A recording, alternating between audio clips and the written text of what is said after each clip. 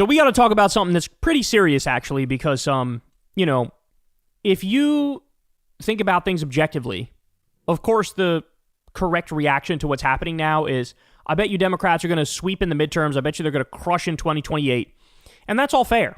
But I think the concern everybody also has is, how do we know the 2026 elections will be free and fair? How do we know the 2028 elections will be free and fair? How do we know we're even going to have 2028 elections at this rate, how we're going now, right?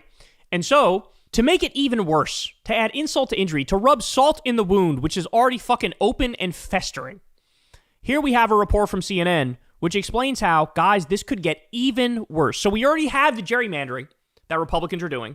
And if we get to gerrymandering, which clearly we are, they have more gerrymandering they could do, which would net them more seats, right?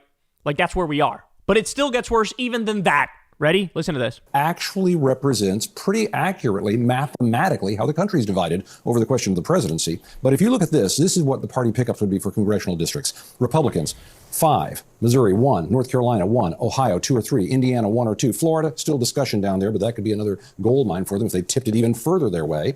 Kansas, 1. New Hampshire, 1. And Nebraska. Democrats, Utah, California, Maryland. Look at this. If you offset California and Texas, Missouri and Utah, North Carolina and Maryland, everything left over is an advantage to the Republicans. And don't forget, the Supreme Court is considering what could really be the end of the Voting Rights Act, which would protect minority groups. So you don't have a state that's half black, for example, that elects only one congressional member and everybody else goes to the Republicans that would represent that population in some way. So if that is gutted, Democrats could lose 19 seats. This would be a huge amount.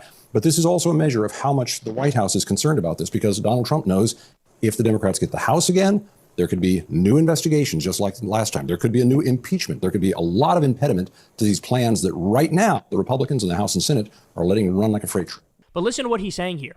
There's a Supreme Court case in front of them right now. They just had oral arguments, by the way. And in those oral arguments, the flavor was clear. They're leaning towards basically fully axing the Voting Rights Act. They already fucking gave it a broken arm and a broken leg. It's already fucking hobbling along, barely surviving, right? We've already taken some fucking body blows in this bitch. Now they're saying, if they make this decision, Democrats could lose 19 seats. So this would be yet another way in which the right is rigging it. The right is cheating.